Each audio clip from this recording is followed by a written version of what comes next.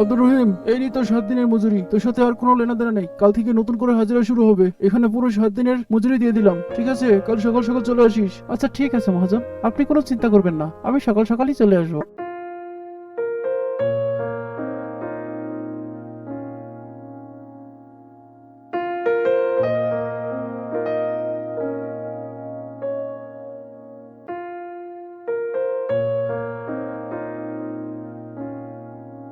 বাহ, এই পুকুরের পানি বেশ টলটল করছে।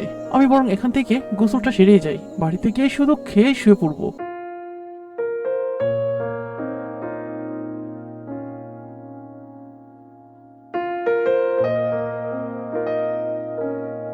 আরে আরে, এই কুকুর, ওটা খাবার নয়, আমার পটলি। এই দাঁড়া দাঁড়া দাঁড়া দাঁড়া বলছি, দাঁড়া দাঁড়া। আরে কে আছো কোথায়? কুকুরটাকে থামাও, ওখানে আমার পুরো 7 দিনের মজুরি রয়েছে। আরে কুকুর, দাঁড়া দাঁড়া দাঁড়া দাঁড়া বলছি, কে আছো, আমায় সাহায্য করো।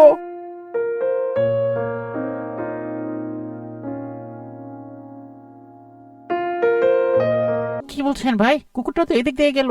আরে ভাই, তাড়াতাড়ি একটু আসুন আমার সাথে, আমাকে সাহায্য করুন।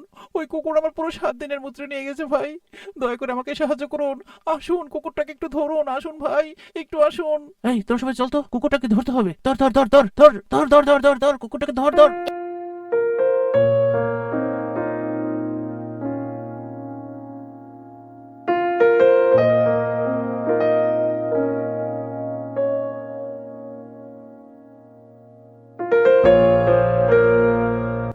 আহ, ভাই, কুকুরটাকে তো দেখতে পাচ্ছি না, কোন দিকে গেল? আহ, আহ, ভাই, আমার পুরো 7 দিনের পরিশ্রম বিফলে গেল ভাই। কুকুরটা কোথায় গেল ভাই? কুকুরটা কোথায় গেল? আহ, কুকুরটা তো ওই পুটলিতে কোনো খাবারও পাবে না। শুধু শুধু আমার পরিশ্রমের টাকাগুলোই আমি হারালাম। আহ, এখন আমি খালি হাতে বাড়ি ফিরে যাব। আহ, আমার বউ বাচ্চা যে আমার পথের ফেলে তাকিয়ে আছে, এখন আমি কি করব? আরে ভাই থামুন তো, আপনি কান্নাটা থামান তো একটু। কেমন তো একটা আওয়াজ শুনলাম আমি। হ্যাঁ ভাই, আওয়াজটা তো আমিও শুনলাম, মনে হয় এদিক থেকে আসছে। চলুন তো একটু এগিয়ে দেখি।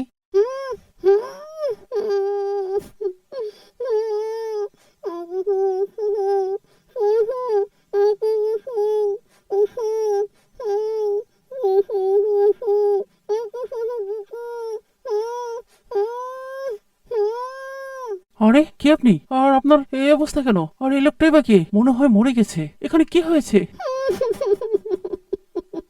আরে ভাই, এত প্রশ্ন পড়ে, আগে ওনার মুখটা খুলো, তবেই না উনি কোনো প্রশ্নের উত্তর দিতে পারবে। হ্যাঁ হ্যাঁ ভাই, তুমি ঠিকই বলেছো। বোন, তুমি কোনো চিন্তা করো না, আমরা এসে গেছি। তোমার কোনো ভয় নেই, আমি তোমার মুখের বাঁধন খুলে দিচ্ছি। আর ভাই, তুমি এই বোনের হাতের বাঁধন খুলে দাও।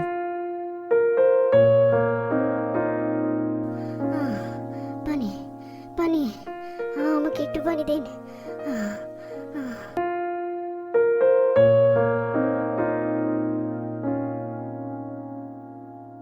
বোন, এখন বলো তো, তোমার আসলে হয়েছিল কি? তুমি এই জঙ্গলের মধ্যে কি করে আসলে? আর এই লোকটির অবস্থা এমন কি করে হলো? ভাই, খুবই মর্মান্তিক একটি ঘটনা আমি বলছি, শুনুন তাহলে। আমি শহর থেকে গ্রামে ফিরছিলাম, রাস্তায় কোনো গাড়ি পাচ্ছিলাম না। হঠাৎ একটা অটোরিকশা আসলো।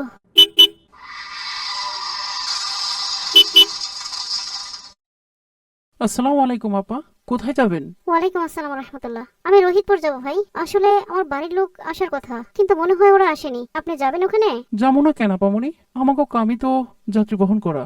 আসুন বসুন। এরপর আমি বাড়ির উদ্দেশ্যে সেই অটোতে উঠি। আমি বুঝতে পারিনি এই অটোওয়ালা মনের ভিতরে এত খারাপ চিন্তা ভাবনা ছিল। মেয়েটা দেখতে বেশ সুন্দর, সাথে বেশ অলঙ্কারও রয়েছে। শহর থেকে এসেছে, ব্যাগে নিশ্চয়ই দামি কিছু থাকবে। এত দূরের পথ, নির্জন রাস্তা, আবার অটোতে একাই উঠেছে। সুযোগটা কাজে লাগানো দরকার। কিন্তু প্রথমে মেয়েটার সামনে আমাকে ভালো থাকতে হবে। কি ব্যাপার ভাই, গাড়ি হঠাৎ বন্ধ হয়ে গেল কেন? কোনো সমস্যা? আপামনি, বুঝতেছে না কি হলো, গাড়ি তো স্টার্ট নিচ্ছে না। কি যে হলো, আপনি চিন্তা করবেন না আপামনি, আপনি দাঁড়ান, আমি দেখছি। এরপর সেই অটোওয়ালা গাড়ির কিছু তার নাড়াচাড়া করলো।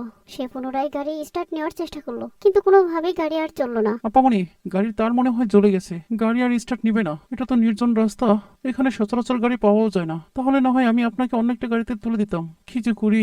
কি বলছেন ভাই?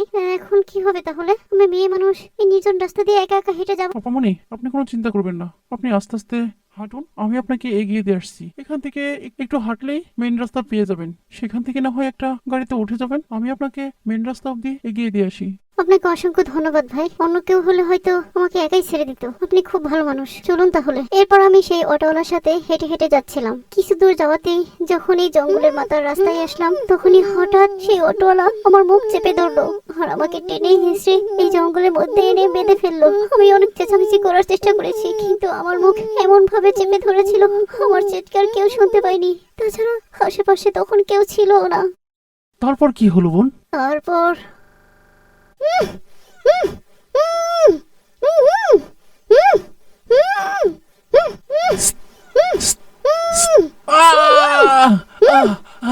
সাপ সাপ সাপ সাপ সাপ আমাকে কামড়ে দিয়েছে। সাপ সাপ সাপ। এভাবে সেই শয়তান ব্যক্তির মৃত্যু হয়। আর আমার হাত পা বাঁধা থাকার কারণে আমিও এখান থেকে বের হতে পারি না। আজ 2 দিন যাবত এই লাশের সামনে আমি এভাবে পড়ে আছি। আমি তো আশা ছেড়েই দিয়েছিলাম। ভেবেছিলাম আল্লাহ পাক হয়তো আমাকে এভাবেই মরণ দিবেন, এভাবেই হয়তো আমার ভাগ্যে মরণ লেখা ছিল। আমি আল্লাহর কাছে শেষ পর্যন্ত দোয়া করলাম, হে আল্লাহ আমায় তুমি মাফ করো আল্লাহ, হে রহমান রহিম, হে সকল সৃষ্টির মালিক, আমায় তুমি মাফ করো, আমাকে তুমি সাহায্য করো মাবুদ, কারো ওসিলা করে তুমি আমায় সাহায্য করো মাবুদ, আমাকে আমার মা বাবার কাছে ফিরে। আর তখনই আমি জঙ্গলে কোনো মানুষের আওয়াজ শুনতে পাই আর আমি চিৎকার করার চেষ্টা করি। হায় আল্লাহ, কি মহা সুন্দর পরিকল্পনা তোমার। এই অসহায় মেয়েটির দোয়া তুমি কত পরিকল্পিত ভাবে পূরণ করে নিলে। কত সুন্দর ঘটনা ঘটালে এখানে আমাদের আনতে। কি চমৎকার তোমার পরিকল্পনা আল্লাহ। তোমার দরবারে লক্ষ কোটি শুকরিয়া আদায় করি, লাখ লাখ শুকরিয়া। নিশ্চয়ই তুমি মহা পরিকল্পনাকারী। ভাই, এতক্ষণ এই বোনের কথা শুনতে শুনতে তো খেয়ালই করিনি। ওই দেখুন, ওটা আপনার পুটলি না? হ্যাঁ ভাই, আপনারা আসার একটু আগে একটি কুকুর এই পুটলিটি কামড়ে এখানে ফেলে চলে যায়। আমি চেয়ে চেয়ে দেখলাম। হায় আল্লাহ, এ তো আমারই সেই পুটলি। আসলে বোন, কি বলবো, মহান আল্লাহ রাব্বুল আলামিন তোমার এই বিপদের কারণে আমার সাথেও যে কি ঘটনা ঘটালেন, আমি সত্যি অবাক, আমি সত্যি অবাক। আল্লাহ, তুমি সত্যি মহান।